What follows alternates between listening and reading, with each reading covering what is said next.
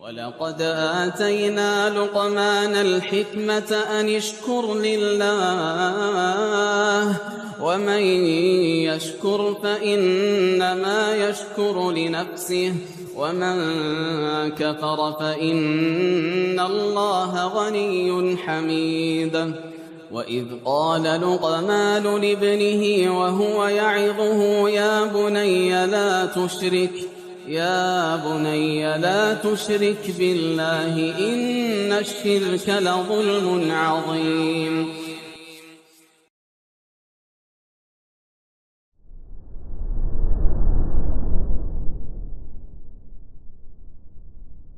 Assalamualaikum warahmatullahi wabarakatuh.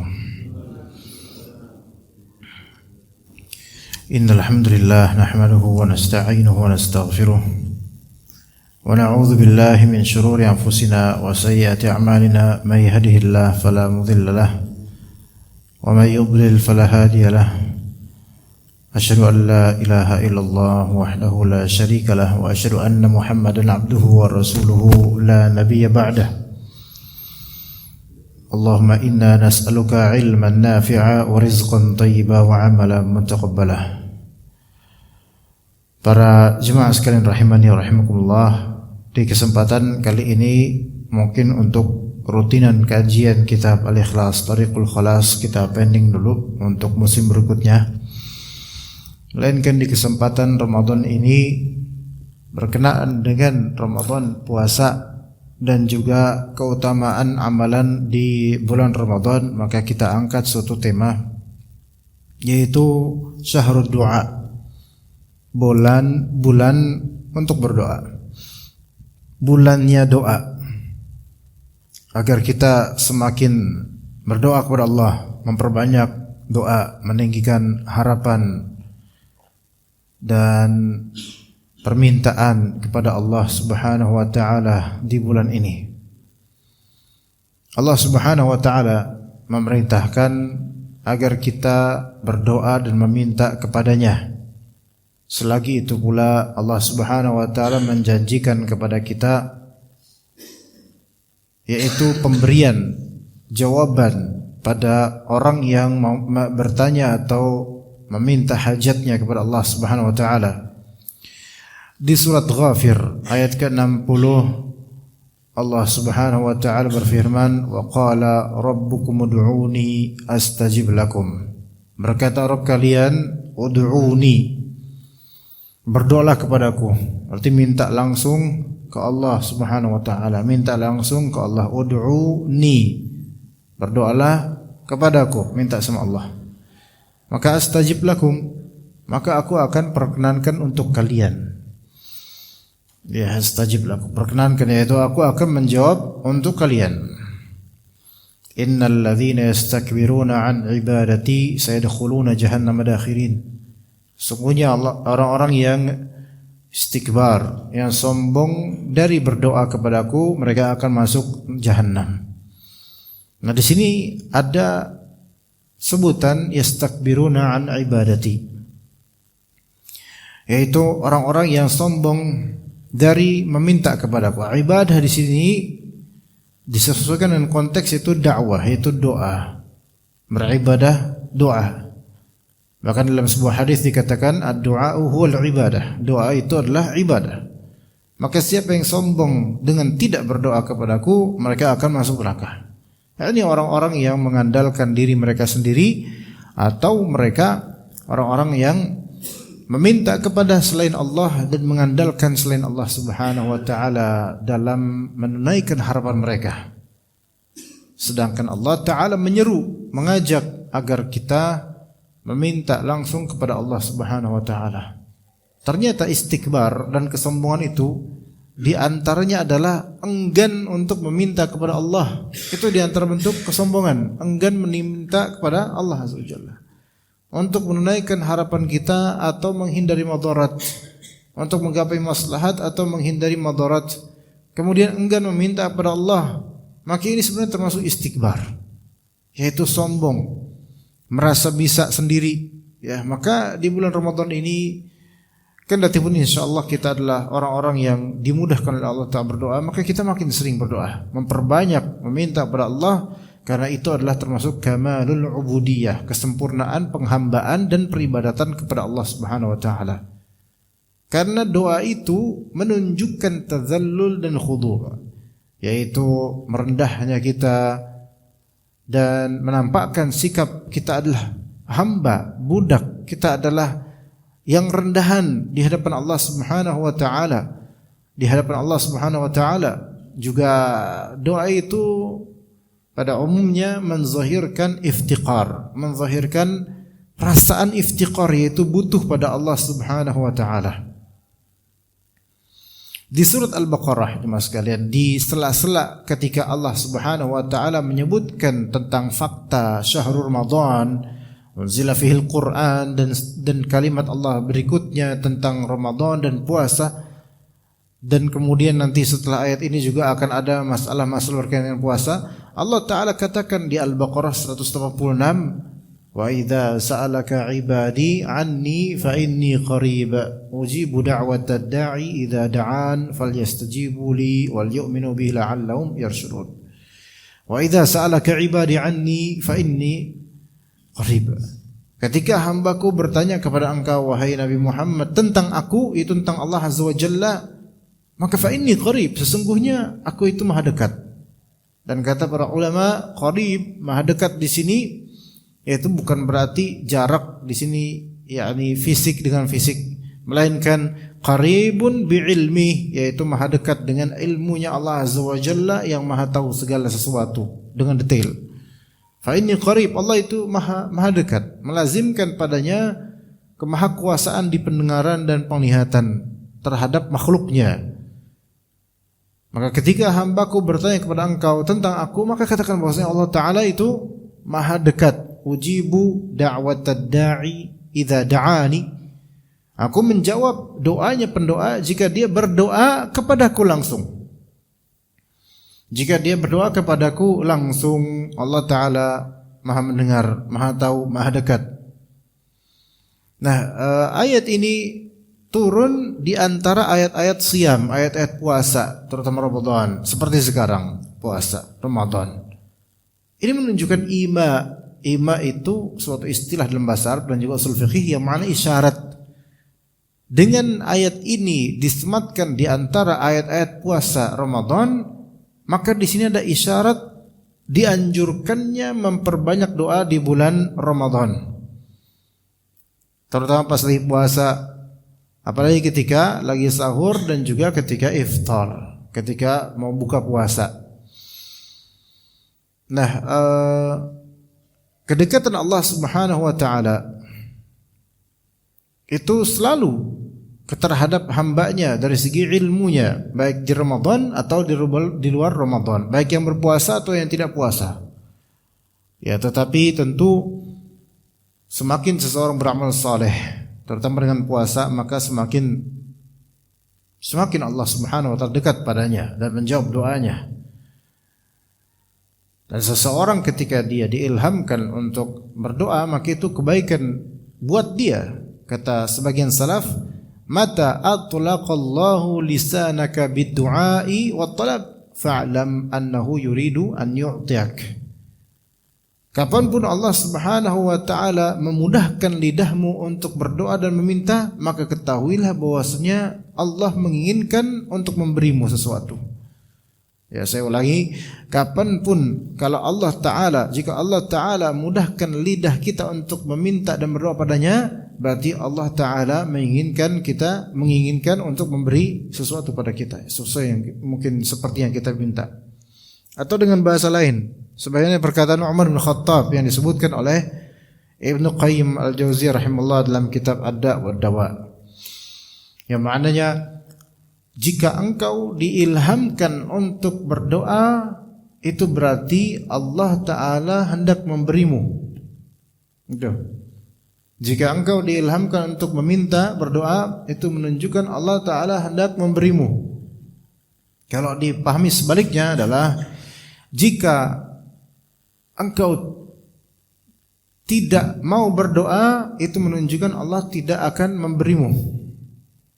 Kalaupun diberi tentu tidak sama berkahnya seperti pemberian dari permintaan orang-orang yang berdoa.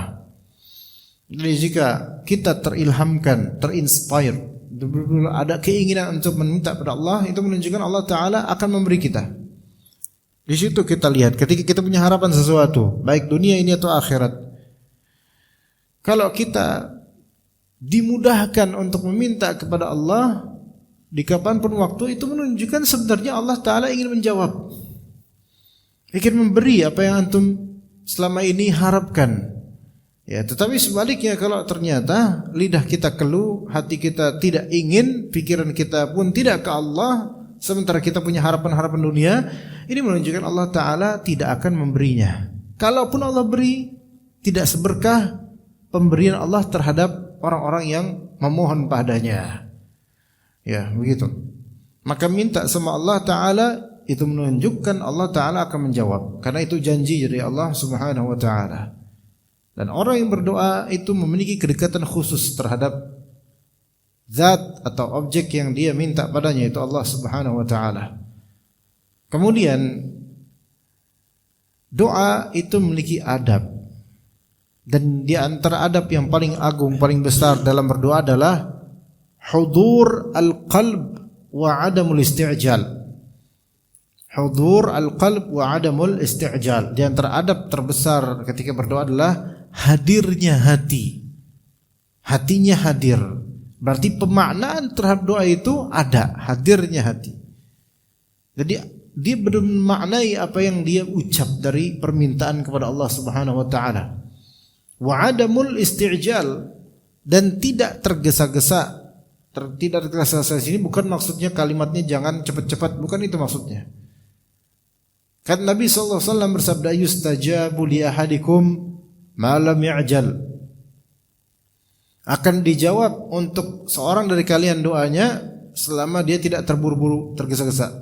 Seperti apa? Yaqul, dia berkata, da'autu falam yustajab li, atau da'autu falam yastajib li. Saya sudah berdoa tapi saya enggak dijawab-jawab. Nah, ini termasuk namanya al-isti'jal, yaitu tergesa-gesa. Ya, tergesa-gesa. Nah, tadi hudur al-qalb, hadir hatinya. Nabi SAW juga mengatakan bahwasanya Allah Ta'ala tidak menerima doa seorang yang lahin ghafilin lahin, yaitu orang yang sedang doa tapi sedang lalai akan apa yang dia ucap. Allah Ta'ala tidak menyimak, tidak mendengar, tidak menjawab doa-doa seperti ini. Karena orang ketika meminta dan dia enggak serius, atau mungkin main-main, atau mungkin enggak ngerti apa yang dia minta, maka ini orang sebenarnya maunya apa? Gitu loh. Makanya perlunya hudur al-qalb, istihdar al-qalb, hadirnya qalbu terhadap makna apa yang diminta, hadirnya qalbu terhadap penghambaan terhadap Allah ketika meminta, hadirnya qalbu dengan meyakini jawaban Allah Subhanahu wa Ta'ala ketika meminta. Kata Nabi SAW, ud'ullaha wa antum muqinuna bil ijabah. Mintalah pada Allah, berdoalah kepada Allah dalam keadaan kalian yakin akan jawaban Allah Subhanahu wa Ta'ala. Ini menunjukkan bahwasanya ketika kita minta pada Allah, hati harus hadir sehingga ada yakinnya di hati tersebut bahwasanya Allah Subhanahu wa Ta'ala akan menjawab doa-doa kita. Tentu dengan syarat-syarat sahnya doa, syarat-syarat dan adab-adab berdoa. Kita yakin Allah Ta'ala akan menjawab kita. Namun kenapa kemudian di sini kita tidak boleh isti'jal, dan maksud isti'jal di sini adalah mengungkapkan atau menyatakan bahwasanya saya udah lama doa, saya udah doa, belum aja Allah Ta'ala jawab saya.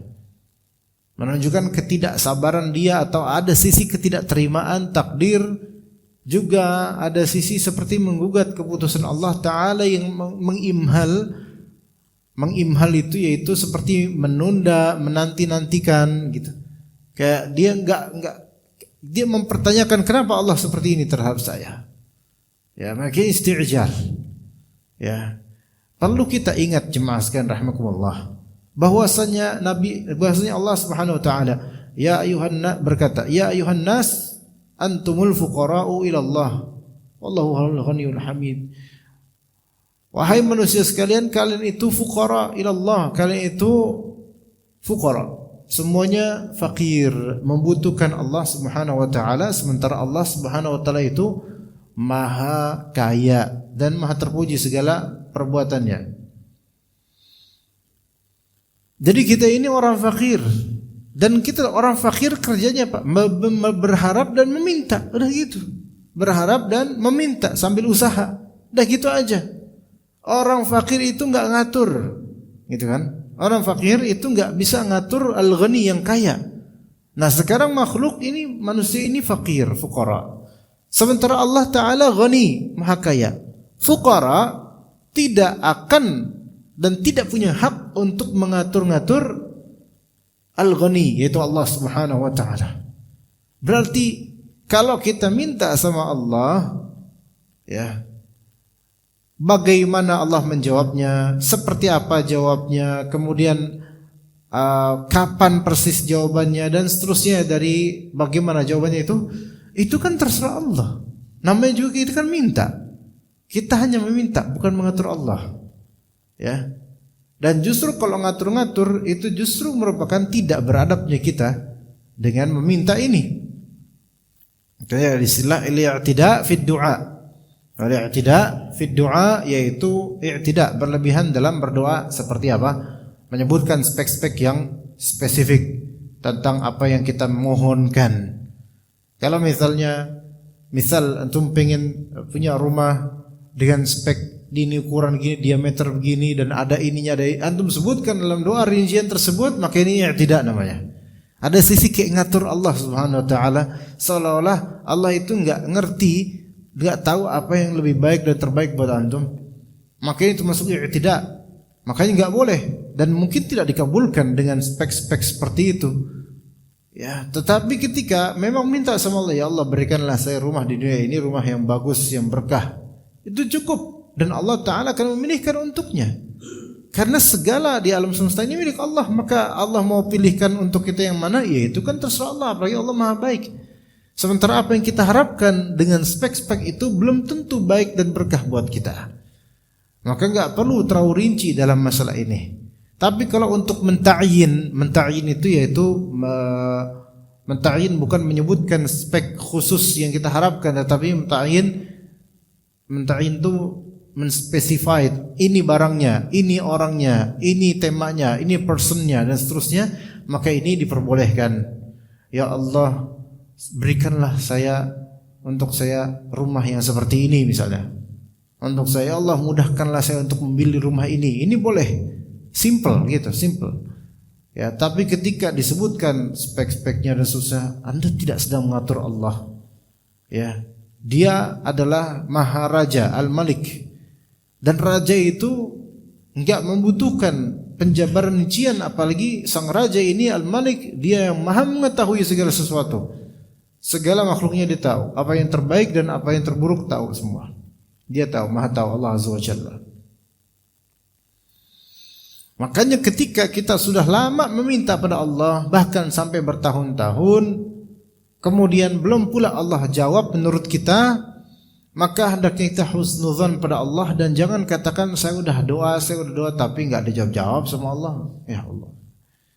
Boleh jadi Allah telah menjawab dengan format lain, atau memang Allah Ta'ala tunda dan Allah Ta'ala sediakan fasilitas itu nanti di waktu yang terbaik, atau mungkin Allah Subhanahu wa Ta'ala tunda untuk menjadikannya pemberat mizan hasanat di akhirat. Bisa aja. Ya, taib. Kemudian dikatakan oleh Al-Auza'i rahimahullah, yuqal afdalud du'ai al-ilhahu 'ala Allah wa tadarru'u ilaih. Sebaik-baik doa adalah al-ilhah 'ala Allah. Sebaik-baik doa adalah terus menerus konsisten berdoa kepada Allah. Itu sebaik-baik doa. Al-ilhah itu mengulang-ulang terus menerus di berbagai kesempatan, selalu meminta itu lagi, itu lagi, namanya ilhah. Wa tadarru' ilaih, yaitu betul-betul tunduk dan menghinakan diri di hadapan Allah Subhanahu wa taala. Dan doa di bulan Ramadan Maka ini mengumpulkan banyaknya keutamaan. Pertama, keutamaan zaman. Ini Ramadan, bulan yang utama. Kedua, keutamaan perbuatan. Ini Ramadan, kita lagi puasa. Apalagi ketika sedang iftar. Nah, apalagi ketika sedang iftar. Ini yang banyak dilalaikan kaum muslimin. Ini yang banyak dilalaikan kaum muslimin. Baik di sektor keluarga maupun di jemaah masjid, bahkan DKM-nya sekalipun. Karena ilmu ini banyak yang enggak paham. Ya, bahwasanya kata Nabi SAW, harus diperhatikan ini. Lis-shaimi, kata Nabi SAW, thalathatun la turaddu da'watuhum. Ada 3 pihak, ada 3 orang yang tidak ditolak doa mereka. Ada 3 pihak atau 3 orang dengan kriteria ini tidak ditolak doa mereka. 1, al-imamul adil, yaitu imam yang adil. Kedua, as-shaimu hina yuftir, orang yang berpuasa ketika dia apa? Ketika dia iftar, sebelum menjelang makan iftar. Yang ketiga yaitu apa? Da'watul mazlum, doanya orang yang terzalimi. Ya, ini waktu iftar ya. Tapi kita rinci dulu di sini. 3 golongan atau 3 karakter ini, 3 kriteria ini, ya, 3 orang ini, 3 model ini tidak ditolak doanya oleh Allah Azza wa Jalla, berarti pasti dijawab oleh Allah Azza wa Jalla. Ya, yang pertama tadi apa? Yang pertama al-imam al-adil. Al-imam al-adil yaitu imam yang adil.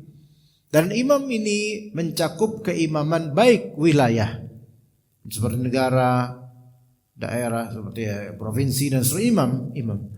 Kemudian juga pemangku kebijakan, ya, kebijakan, ya. Ya, serupa sebenarnya ini pertama 2. Atau imam di sini adalah pemberi keputusan baik yaitu qadha dalam pengadilan, memberi keputusan dalam pengadilan, berusaha adil. Ini imam yang adil, hakim yang adil. Atau yang mungkin lebih mikro, yaitu imam di sini kepala keluarga. Baik yang beristri lebih 1 atau yang beranak lebih dari 1. Atau yang menafkahi banyak pihak dari keluarganya, baik istri, anak, orang tua, saudara. Maka imam yang adil ini kalau berdoa enggak ditolak doanya. Kenapa kok di sini imam yang adil? Imam ini di dunia loh, ini di dunia. Di akhirat dalam sebuah hadis Nabi SAW mengatakan sab'atun yudhilluhumullahu yauma la dhilla illa dhilluh. Ada 7 golongan yang Allah Ta'ala akan berikan naungan pada mereka di hari ketika tiada naungan kecuali naungan dari Allah Subhanahu Wa Ta'ala. Yang paling pertama disebutkan Rasulullah apa? Al-imam al-adil, imam yang adil. Di dunia tidak ditolak doanya, di akhirat diberi naungan oleh Allah Subhanahu Wa Ta'ala dengan naungan darinya. Nah, kenapa dunia akhiratnya imam adil ini? Masya Allah, paling pertama lagi sebutkan dalam 2 hadis ini untuk dunia dan akhirat. Kenapa begitu? Karena imam untuk seorang pemimpin untuk menjadi adil itu susahnya luar biasa juga. Tantangannya banyak, harus melawan hawa nafsu dan kecondongannya. Yang mana manusia itu ada potensi zalim. Ya, insan zalum jahul, insan itu sering berbuat zalim sehingga misplace atau berat sebelah, timpang, menzalimi pihak ini pihak itu. Bahkan jangankan skala negara, kepemimpinan otoritas wilayah atau negara yang besar, dalam skala keluarga aja, coba kita tanya diri kita, apakah kita telah bersih dari kezaliman terhadap istri dan anak kita atau keluarga kita?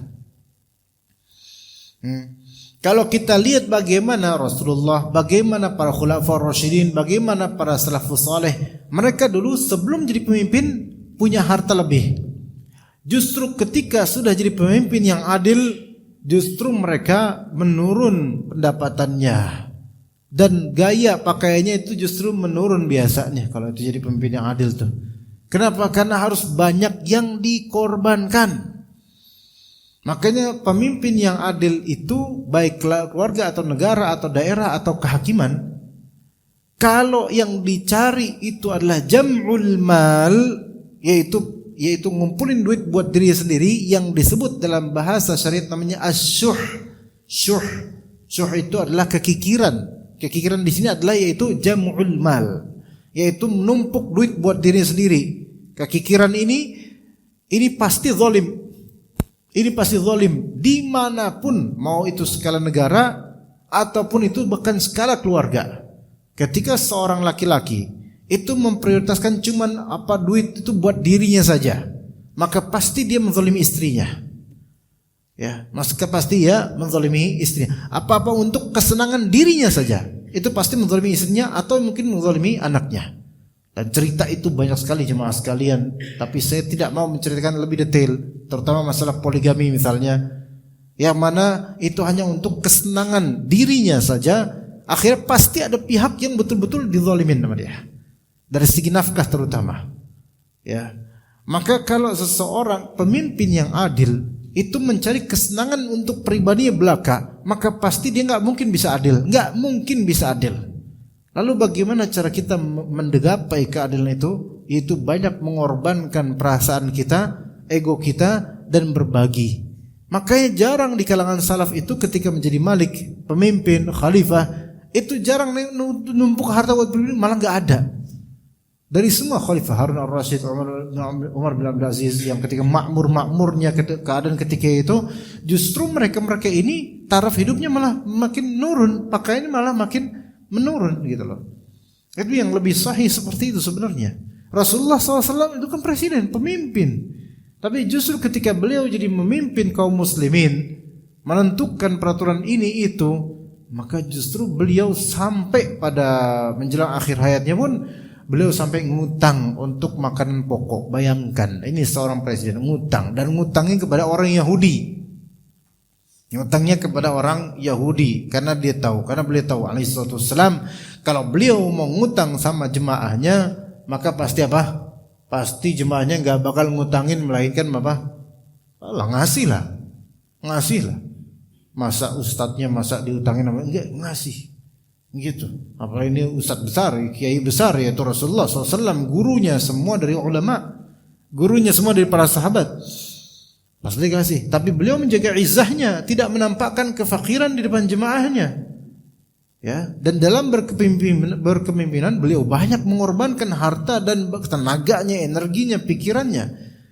Maka Imam Adil ini karena di dunia ini sudah banyak sekali trek yang dilakukan dan ditempuh untuk melawan egonya, berkorban demi kebenaran, maka disinilah reward dari Allah. Kalau di dunia tidak ditolak doanya, di akhirat dinaungi dengan naungan dari Allah Subhanahu wa taala. Nah, sekarang apakah kita termasuk kriteria pemimpin yang berusaha adil walaupun belum sempurna? Semoga begitu. Maka insya Allah doa orang yang seperti ini tidak ditolak oleh Allah Azza wa Jalla.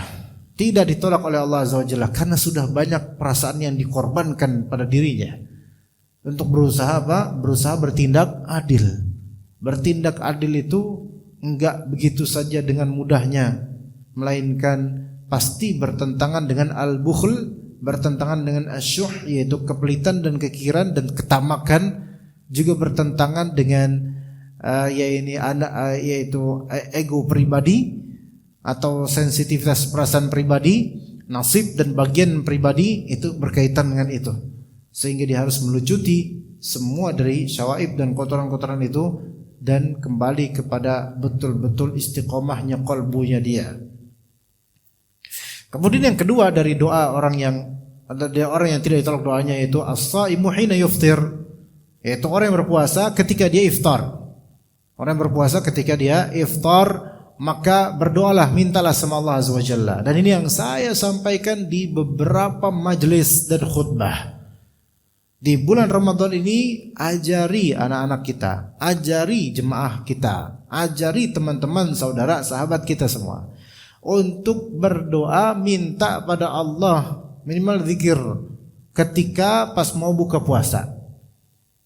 Yang misalnya buka puasa di rumah bersama anak dan istrinya, ajarin anak dan istrinya, nah, baca doa atau zikir. Istriku baca doa atau zikir, ayo kita tenang anteng. Tutup televisi, kalaupun ya udah dibuka nggak apa-apa untuk menunggu waktu azan. Ya, tutup itu kalau bisa, kan bisa dengerin azannya dari masjid kan bisa. Oke, diam, doa, minta sama Allah. Apalagi belakangan hari kita lihat buka puasanya kita itu lagi hujan. Subhanallah, lagi hujan. Ya, turun rahmat Allah Azza wa Jalla, dan itu waktu momentum untuk berdoa juga gitu loh. Ya Masya Allah, berarti ada momentum, ada kelipat gandaan momentum, kelipat gandaan kans untuk dijawabnya doa. Yaitu ketika buka puasa. Kalau misalnya kita buka puasanya di masjid bersama dengan jemaah lainnya, atau musafir, atau orang-orang yang sedang ngaso, ya, numpang untuk iftar, ya kita peragakan dan contohkan pada orang-orang doa sebelum iftar itu, ya, nggak apa-apa. Kita perlihatkan di sini bukan riya, tetapi untuk mencontohkan supaya mereka itu terinspirasi untuk minta kepada Allah Azza wa Jalla. Kata Syekh Muhammad bin Shalih Al-Utsaimin rahimahullah, waqtul iftari mautinu ijabati du'a. Waktu iftar itu adalah tempatnya atau momentum dijawabnya doa. Iftar, ya, iftar itu buka puasa, ya. Bukan ta'jil. Ta'jil itu artinya menyegerakan. Ya, bahasa kita kan ta'jil. Sebenarnya itu secara lughah keasliannya salah. Gak ada itu namanya makanan ta'jil, enggak ada. Yang ada makanan iftar. Ya, kita orang Indonesia ngambilnya lafal ta'jil bukan iftar. Lafal syar'i yang benarnya iftar. Ta'jil memang lafal syar'i, tetapi maknanya bukan iftar. Bedain. Ta'jil, iftar. Iftar itu breakfast. Iftar itu buka puasa. Iftar itu makan setelah tadi enggak makan, itu iftar. Maka makanan buka puasa itu makanan iftar namanya. Kita sarapan nih. Sarapan itu namanya fatur. Wajibat al-fatur. Dan seperti iftar juga. Lafalnya di fa, ta, ra. Yang sebelumnya tidak ada, sekarang ada. Yang sebelumnya tidak makan, sekarang makan. Yang sebelumnya tidak minum, sekarang minum. Itu iftar. Nah, buka puasa juga iftar namanya.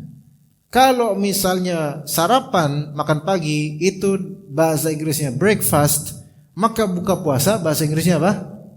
Breakfast juga, karena breaking fast, karena memecah puasa yang tadinya dia nggak makan nggak minum, dia makan ketika itu. Sarapan kan tadi nggak makan nggak minum dari tadi malam, dari jam 9 sampai jam 6 pagi, itu kan fasting, tidak makan tidak minum.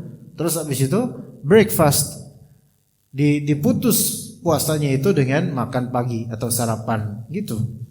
Itu namanya iftar, fatur. Makanya ada Idul Fitr. Idul Fitr. Id artinya sesuatu yang repetitif, berulang. Dari kata ada ya'udu id. Makanya adat dari kata ada ya'udu. Artinya apa? Sesuatu yang menjadi tradisi karena berulang. Nah, Id itu berulang tiap tahun secara annual, yearly, tiap tahun berulang. Makanya Idul Adha, Idul Fitr. Dan fitr itu maknanya adalah apa? Breakfast. Iftar. Idul Fitr, Idul Iftar. Yang tadinya puasa sebulan, maka ini sekarang fitr. Yaitu sekarang makan, minum. Tadi sebulan kan puasa. Nah gitu namanya asli makna fitr itu. Bukan fitrah.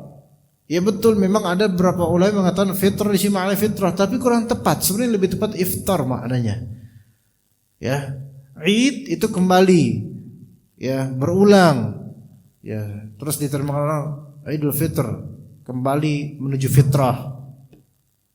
Ya, fitrah di mana? Itu tetap aja bermaksiat dan seterusnya. Kemarin pun puasa bolong-bolong, fitrah dari mana? Idul Fitr di sini yaitu kembali, atau Idul Fitr ini adalah suatu hari raya yang diulang setiap tahun karena menunjukkan kita makan lagi. Taib. Kembali ke yang tadi hadis Nabi SAW atau perkataan Ibnu Utsaimin rahimahullah, waktunya iftar itu adalah momentum dijawabnya doa. Li'annahu fi akhir ibadah, karena pas iftar itu momentum di akhir ibadah. Wal insanu ashaddu ma yakunu ghaliban min dhi'fin nafsi 'inda iftarih. Biasanya, umumnya, kebanyakan orang-orang itu lagi lemah-lemahnya itu pas lagi mau iftar, lagi lemah, udah lemah banget. Sebenarnya orang ketika lemah, jemaah, lagi payah, lagi susah, lagi lemah, doa. itu insya Allah lebih terjawab. Doalah ketika itu. Itu akan terjawab. Lagi susah payahnya, lagi dapat musibah, lagi butuh-butuhnya sama Allah, di situ di doa itu lebih terjawab. Biasa begitu. Ya, ada jemaah sekalian, alhamdulillah, ada di antara tantangan yang kadang ya, kalau ke kajian mana gitu di luar Ramadan, apa ini Ramadan ini? Kajian yang berat itu bukan kajian subuh sekarang, walaupun sebagian dari antum udah berat kepalanya, tapi nggak apa-apa. Ada yang lebih berat Pak, yaitu kajian siang di bulan Ramadan. Kajian di kantor itu nggak, memang anak jemaah itu mau tidur mau apa itu udah kebal, udah bertahun-tahun, 10 tahun menghadapi itu, biarin dah. Dulu memang apa-apa anda bangunin, tapi sekarang antum enjoy aja, nggak apa-apa. Mungkin memang inilah tempat peristirahatan antum gitu kan. Nah, tetapi diri anaknya yang melawan rasa kantuk, bahkan ketika berkendaraan datang kajian atau pulang siang Ramadan, itu antum tahu sendirilah jemaah ya. Ketika siang hari Ramadan itu kan lebih cepat ngantuknya kita. Sebenarnya bukan karena setan juga, bukan, tapi emang kondisi ya, fisiknya udah lama nggak minum, ngantuk gitu. Itu kan kondisi betul-betul kita tuh fakir banget gitu, dhaif banget, lemah banget gitu. Di momentum seperti itu kadangkala anak itu minta sama Allah, ya Allah maafin saya Allah, ya Allah, minta sama Allah. Itu lagi kondisi nggak enak, di atas motor agak ngantuk terus melawan, mata kadang dipelototin, nggak bisa gini terus. Kemudian kadang ada cubit diri anak sendiri sampai ini kadang-kadang nggak mempan juga. Ini adalah momentum lagi sulit-sulitnya kita. Nah, orang ketika lagi dalam keadaan sulit, butuh banget sama Allah, lagi payah banget, lagi capek banget karena ibadah pada Allah, itu di situ momentum yang sangat bagus untuk berdoa. Karena Allah Subhanahu wa taala itu melihat hambanya, dan Allah taala itu lebih penyayang terhadap hambanya daripada sayangnya seorang ibu yang mau dijebloskan ke api dan dia itu khawatir anaknya itu akan kena api. Allah lebih penyayang daripada orang-orang ini. Ya begitu. Dan ketika hamba itu terpecahkan kalbunya di hadapan Allah, betul-betul hati itu kayak broken. Yaitu broken di sini dalam arti positif, bukan broken heart yang kayak cinta-cintaan gitu. Tapi ada sisi serupanya gini, kalau misalnya orang putus cinta, itu kan sampai kepikiran, hati itu sampai terus itu kepikiran ke arah yang sana. Nah, coba kita brokennya itu hati kita ke Allahnya gitu loh. Ya, ketika kita minta sama Allah Ta'ala sedang terjadi inkisar al-qalb dan riqqatul qalb, melembutnya kalbu kita di hadapan Allah Subhanahu wa Ta'ala. Dan dikatakan oleh para ulama, was-shaim la turaddu da'watuhu ghaliban. Orang yang puasa itu umumnya kebanyakan tidak ditolak doanya. Tidak ditolak doanya. Apalagi puasanya benar. Kata Ibnu Rajab rahimahullah, as-shaimu fi lailihi wa naharihi fi ibadah. Dia orang ini di malam dan siangnya itu, orang yang berpuasa malam dan yang siangnya itu selalu ibadah. Gimana? Dan wa yustajabu du'a'uhu fi siyamihi wa 'inda fitrih. Orang puasa, ahli puasa ini dijawab doa-doanya baik pas lagi puasanya di siang hari atau ketika sudah makannya di malam hari. Fa huwa fi naharihi sha'imun sabir wa fi lailihi ta'imun syakir. Ketika di siang hari dia berpuasa dan dia orang yang sabar. Ketika di malam hari dia makan dan dia orang yang bersyukur. Itu ya. Jadi siangnya dia penyabar, malamnya dia ahli syukur. Makanya dijawab doa-doa dia. Maka dikatakan oleh para ulama, fal muwaffaqu man aktsara qar'a babis sama. Orang yang diberi taufik adalah orang yang memperbanyak ketukan pintu langit. Ya, orang yang diberi taufik oleh Allah Azza wa Jalla adalah orang yang memperbanyak ketukannya terhadap pintu langit. Dan sedekat-dekatnya hamba terhadap Allah Azza wa Jalla, Rabbnya, yaitu ketika dia lagi sujud. Maka hendaklah ketika sujud kita berdoa, terutama tentu di sujud salat sunnah, di sujud salat sunnah. Ya begitu ya jemaah sekalian rahimani wa rahimakumullah. Masalah doa jemaah sekalian, kita tentu masing-masing punya harapan dan keinginan kepada Allah Subhanahu wa taala yang kita enggak mungkin mampu untuk melakukannya sendiri, menjadikannya berhasil dengan sendiri, enggak bisa. Hanya semua butuh Allah Subhanahu wa taala. Dan kita punya kesedihan, ujian, kesulitan yang belum terbuka atau belum bisa kita gapai apa yang kita harapkan, maka hanya Allah Subhanahu wa taala yang mampu untuk menuntaskannya. Maka banyak-banyaklah meminta kepada Allah Subhanahu wa taala. Baik, waktu syuruk jam berapa sebenarnya, Pak? Syuruknya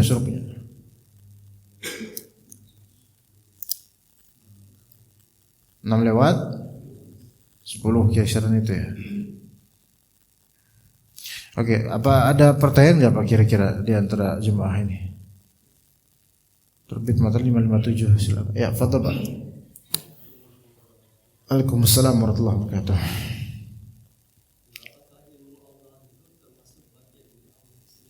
Gimana Pak? Ya, pertanyaannya apakah ilmu Allah itu termasuk bagian dari Allah Subhanahu wa taala? Baik. Itu pertanyaan berkaitan dengan asma dan juga sifat Allah Subhanahu wa taala. Ilmu Allah taala itu adalah sifat Allah Subhanahu wa taala. Dan kita katakan yang biasa para ulama katakan ketika di akidah, pelajaran akidah Ahlus Sunnah wal Jamaah. Ini waktu terlarangnya salat ya, Pak? Ya. Di akidah Ahlus Sunnah wal Jamaah bahwasanya ilmu Allah Ta'ala adalah sifat Allah, dan sifat Allah Ta'ala adalah Allah Ta'ala. Allah Ta'ala memiliki sifat, dan sifat itu ada pada dirinya. Kita katakan begitu. Namun kalau misalnya kita katakan bahwasanya ilmu Allah itu adalah Allah itu sendiri, rahmat Allah itu adalah Allah itu sendiri, ini dikhawatirkan takutnya orang bakal salah paham. Ya, seakan-akan sifat-sifat ini sesuatu yang berbeda, berbilang, dan dianggap sebagai udah menjadi zat Allah aja gitu loh, terpisah dari Allah kemudian dijadikan Allah gitu loh. Enggak. Allah Ta'ala adalah Rabb yang zatnya ada pada zatnya sifat-sifat yang sesuai dengan bagaimana keagungan Allah Subhanahu wa taala. Maka ketika kita katakan ketika kita tanya apakah ilmu Allah itu adalah Allah itu sendiri, maka kita jawab supaya lebih paham, dirinci. Kalau misalnya maksud antum adalah ilmu Allah ini sifat Allah, maka iya, Allah Subhanahu wa taala memiliki ilmu, dan ilmu tersebut sifatnya, dan sifatnya adalah zatnya itu sendiri. Ada pada zatnya itu sendiri dan tidak serupa dengan bayangan yang ada di benak manusia tentang makhluk dengan sifat-sifatnya. Seperti apakah ilmu antum adalah antum? Coba. Kan bingung kalau kita, ya ilmu ana adalah ana. Itu enggak bisa dijawab kayak gitu, Pak. Pak. Melainkan yang sahih adalah ilmu ana adalah bagian dari diri ana, dan itu adalah salah satu sifat ana. Punya ilmu itu. Ana memiliki ilmu tersebut. Ana misalnya memiliki warna kulit coklat. Apakah coklat adalah diri antum? Susah dibilang begitu. Tetapi katakan bahwasanya coklat adalah salah satu sifat ana, sifat kulit ana, dan itu bagian dari diri ana. Tetapi ini makhluk manusia yang berjism. Adapun Allah Subhanahu wa taala, kita perlu lebih berhati-hati dalam hal ini. Maka kita katakan cukup gini, bahwasanya ilmu Allah adalah sifat Allah, dan sifat Allah menunjukkan zat Allah Azza wa Jalla yang ada, dan sifat tersebut ada pada zat Allah Azza wa Jalla, qaimun binafsihi, yang ada pada dirinya. Maka selesai perkara. Karena dengan banyaknya penjabaran tentang ini kadangkala jadi terserupakan dengan bagaimana makhluk dengan ilmunya. Makhluk dengan ilmunya. Coba kalau misalnya Bapak ditanya, Pak, Bapak punya ilmu nggak Pak? Alhamdulillah punya. Ilmu Bapak apa? Ilmu biologi. Apakah ilmu biologi Bapak adalah Bapak? Oh, itu bingung itu jawabnya. Maka yang sahih kan enaknya kita menjawab bahwasanya saya memiliki ilmu biologi dan ilmu biologi merupakan apa yang ada pada diri saya. Selesai. Itu secara kemanusiaan dan fisiknya. Dan kata Allah, laisa kamitslihi syai'. Allah Ta'ala tidak serupa dengan apapun dari makhluknya. Sehingga lebih hati-hati kita katakan di antara nama Allah Al-Alim dan di antara sifat Allah ilmu. Al-Alim menunjukkan dirinya, menunjukkan Allah Azza wa Jalla Al-Alim. Ilmu Allah Ta'ala juga menunjukkan begitulah sifat Allah Subhanahu wa Ta'ala dan begitulah zatnya yang memiliki karakter atau sifat berilmu. Maka selesai di situ. Maka hati-hati dengan mengatakan ilmu Allah adalah bagian dari Allah, seolah-olah Allah Ta'ala mujazza, yaitu Allah Ta'ala terbagi-bagi. Enggak begitu. Khawatirnya diserupakan dengan makhluk gitu loh. Ya begitu. Sifat-sifat Allah itu jangan langsung gitu, apakah sifat ini adalah Allah itu sendiri? Betul, ini Allah Ta'ala memiliki sifat itu, tapi hati-hati dengan jebakan dari kalimat-kalimat bagian dari Allah, seolah-olah apa? Allah itu terparsialkan. Misal Allah Ta'ala memiliki wajah, Allah Ta'ala memiliki tangan, Allah Ta'ala memiliki kaki. Taib, kita katakan, apakah kaki itu adalah Allah itu sendiri? Itu nanti akan kebayang di benak sesuatu tasbih seperti makhluk, tapi kita katakan cukup Allah Ta'ala memiliki sifat ini, yaitu memiliki tangan sebagaimana ayat disebutkan ayatnya. Selesai, dah gitu, selesai dengan itu ya. Wallahu a'lam. Begitu. Dan ada dua hal, ilm Pak, ilmu ada dua macam. Di sini ilmu Allah Azza wa Jalla dua macam. Pertama, ilmu yang merupakan sifatnya, dan kedua ilmu yang merupakan ma'lum, apa yang diketahui. Dua hal. Ilmu ada di sini. Sebutan untuk ilmu ada satu, yaitu sifat Allah, mengilmui. Yang dari sifat ini pun ada nama Allah Al-Alim. Kalau ini adalah sifat Allah, ya, maka ini mensifati zat Allah Azza wa Jalla. Dan ini bukan makhluk. Yang kedua, ma'lum. Ilmu di sini maknanya adalah ma'lum. Ilmu yang kedua maknanya adalah ma'lum. Apa itu ma'lum? Ma'lum adalah yang Allah ketahui dari makhluknya. Misalnya, apakah Allah Ta'ala Maha tahu berapa jumlah kaki di kelabang? Misal ya, jumlah kaki di kelabang berapa? Antum tahu nggak Pak? Enggak tahu berapa jumlahnya. Taib. Berarti kita enggak punya pengetahuan tentang itu. Taib. Allah Subhanahu wa Ta'ala tahu. Ilmu Allah adalah sifat Allah terhadap jumlah kaki kelabang ini. Apa yang Allah ketahui? Yang Allah ketahui adalah jumlah kaki kelabang ini. Jumlah kaki kelabang ini adalah sesuatu yang diketahui, sehingga kaki kelabang itu makhluk atau sifat Allah, Pak? Makhluk Allah. Kata Allah Azza wa Jalla, "Ala ya'lamu man khalaqa wa huwal latiful khabir." Bagaimana mungkin Allah tidak tahu terhadap makhluknya? Sementara Allah Ta'ala itu maha lembut pengetahuannya dan maha teliti pengetahuannya. Sekarang sifat yang ada pada Allah itu adalah ilmu, pengetahuan, mengetahui. Dan apa yang Allah ketahui adalah makhluk-makhluknya. Dan ini makhluk. Atau saya kiaskan, saya giniin aja. Pak Ustadz bisa bahasa Arab nggak? Tahu bahasa Arab, ngerti, mengilmui bahasa Arab nggak? Bilang iya, saya mengilmui bahasa Arab. Berarti ilmu bahasa Arab ini sifat saya bukan? Sifat saya. Ada pada diri saya? Ada pada diri saya, ya enggak?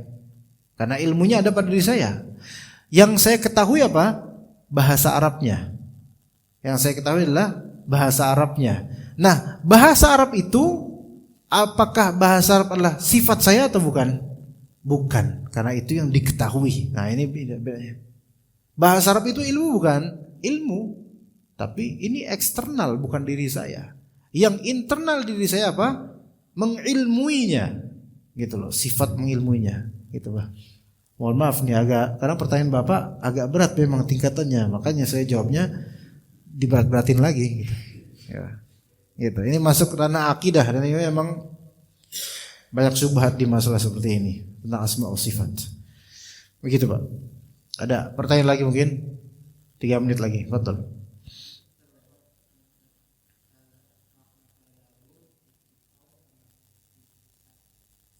Inkisar. Tadzallul, iftiqar, inkisar. Tadzallul, iftiqar dan inkisar.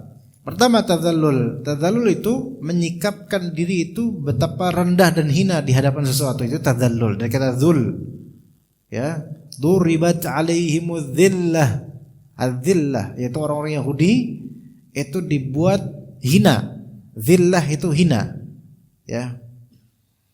Nah, tadzallul itu menghinakan diri di hadapan Allah Azza wa Jalla, merendahkan diri kepada Allah Azza wa Jalla. Tapi tadzallul ini seperti tadarru' tidak boleh di hadapan makhluk seperti ini, menghinakan diri. Makanya Nabi SAW melarang kita ruku' di depan makhluk. Ruku' aja dilarang, apalagi sujud gitu loh. Ya, makanya kalau salaman kalau bisa jangan nunduk kayak gitu kalau bisa, ya. Karena itu terlarang kalau bisa. Kecuali kalau memang nunduk ini cuman pengen meraih tangan orang yang disalamin, itu enggak apa-apa tanpa niatan untuk ngebelungkuk. Nah, jadi itu tadzallul. Jadi orang ngebelungkuk kayak gini, apalagi orang Jepang kayak gini, hormatnya itu sampai kayak gini ya, ke bawah, ini tadzallul. Inilah namanya tadzallul. Seseorang ketika dia bersimpuh, ya dia sujud, kemudian atau dia minta sama Allah sambil kayak gini, sambil merasa tuh diri tuh kayak dirinya seorang diri sedang berhadapan dengan Allah, dan dia tuh kayak hina banget gitu, kayak hina di sini yaitu saya tuh nggak punya apa-apa ya Allah gitu. Maka ini namanya tadzallul gitu. Kedua tadi iftiqar. Iftiqar itu merasa fakir pada Allah, merasa sangat butuh pada Allah, merasa nggak bisa apa-apa kecuali melalui Allah, nggak bisa punya apa-apa kecuali dikasih Allah. Itu iftiqar, merasa sangat butuh sama Allah. Iftiqar, fakir. Fakir maknanya muhtaj. Muhtaj itu butuh, orang yang butuh. Ya. Itu fakir. Dan fakir miskin, ya. Jadi dia kata fa, qaf dan ra, iftiqar, fakir, merasa fakir daripada Allah Azza wa Jalla. Dalam berdoa di antara adabnya adalah kita tuh ngerasa butuh sama Allah. Coba sekarang antum kalau minta tapi antum enggak ngerasa butuh, pasti cara minta antum enggak beradab. Gitu. Beda dengan orang yang merasa butuh. Assalamualaikum gitu. Karena merasa butuh. Ada adab-adabnya. Antum lihat beberapa pengamen yang mungkin enggak pernah sholat, tapi kalau ngeliat antum jenggotan dan dia pengen duit antum, Assalamualaikum Pak Haji, kan gitu Pak Haji. Antum padahal Pak Umroh baru. Assalamualaikum Pak Haji. Pak Haji, saya belum haji Pak. Ya, dia memuji antum. Karena namanya orang minta itu pengen membesarkan hati orang yang dia minta padanya. Maka ini iftiqar, merasa butuh. Dan manusia nggak boleh kayak gitu. Sebenarnya manusia, iya antum nggak iftiqar sama Allah aja. Tapi secara etika kadang-kadang kalau emang kita butuh, ya kita sopan dong. Itu sama manusia ya ada selama tidak melanggar syariat. Gak mungkin dong antum datang ke rumah antum pengen ngutang sama fulan. Datang gedor, bangun. Saya mau ngutang nih, nggak ada kayak gitu. Melainkan ada track-track yang harus ditempuh, dipuji dulu lah, sopan lah dan seterusnya. Lah ke Allah lebih-lebih harusnya, karena kita apa? Ngerasa iftiqar, butuh sama Allah. Terus inkisar, yang ketiga inkisar dari kata kasrah. Kasrah itu pecah. Ya, makanya di dalam tajwid itu kasrah, kan kasrah itu di bawah. Ya, ada fathah di atas, dhammah ngumpul, kasrah di bawah. Karena kasrah itu kasar yukasiru memecahkan, ada pecah, broken. Jadi inkisar ada sisi pecah. Sesuatu kalau pecah kan jatuh. Gitu. Masa pecah ngambang. Balon aja jatuh kok pecah, gitu kan? Maka ketika hati kita terpecah karena Allah, itu berarti kita kayak jatuh gitulah, kayak udah nggak punya apa-apa, nggak bisa apa-apa kecuali dengan Allah Azza wa Jalla. Maka inkisar ini mungkin bisa dimaknai keterpecahan hati, tapi pecah yang membuat kita itu semakin kuat, semakin nyaman, semakin dekat, semakin indah, semakin nikmat. Ya. Keterpecahan dunia itu beda dengan keterpecahan penghambaan. Keterpecahan dunia itu sulit untuk dikolekt atau disempurnakan kembali. Namun keterpecahan qalbu dalam penghambaan itu justru mengembalikan yang tadinya terpisah. Gitu. Saya kiaskan begini, Pak.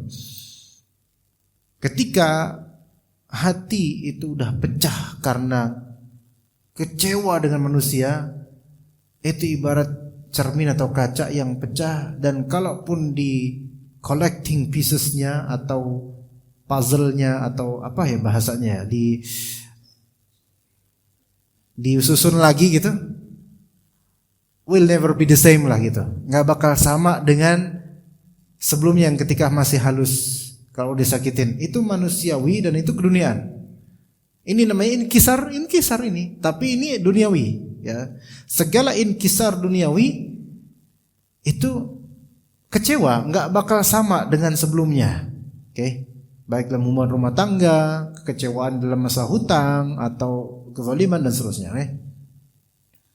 Tapi inkisar yang ta'abbudi, yaitu keterpecahan hati karena ibadah, itu justru mengumpulkan yang tadinya terpisah-pisah, yang tadinya wahsyah, liar, terpencar, hatinya kemana-mana. Dengan merasa pecah hati hadapan Allah Azza wa Jalla, justru apa? Menjadi genap, menjadi kumpul kembali dan menjadi terjamakkan dan full kembali, lebih semangat dan juga kemudian serasa ada ruh-ruh yang kembali berkumpul.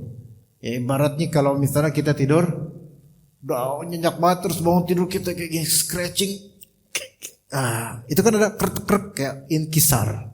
Padahal itu justru merenggangkan dan nikmat rasanya. Seperti itu inkisar, begitu. Ya. Coba sebagian dari kita kalau tidur dulu waktu masih muda, kayak gini enak nih, krek. Nah sekarang pas udah agak tuaan, aduh takutnya kerek sedikit, bukan otot yang kerek, tulang yang kerek, takutnya gitu ya. Maka taib inkisar syar'i atau inkisar qalbi terhadap Allah Azza wa Jalla itu penting banget ya. Ketika kita merasa tadi tadzallul, merendah di hadapan Allah, merasa butuh sama Allah, hadir inkisar. Kalau kita ngerasa diri kita fakir banget, butuh sama Allah, kemudian saya nggak bisa apa-apa kecuali dengan Allah Azza wa Jalla, itu justru membuat kita semakin kuat karena kita milik Allah Azza wa Jalla. Begitu. Ya, baik, kita mungkin cukup sampai sini, sudah masuk waktu syukur. Alhamdulillah. Wassallallahu ala nabiyina Muhammad wa ala alihi wa sahbihi ajma'in. Subhanakallahumma bihamdika asyhadu an la ilaha illa anta astaghfiruka wa atubu ilaik. Assalamualaikum warahmatullahi wabarakatuh.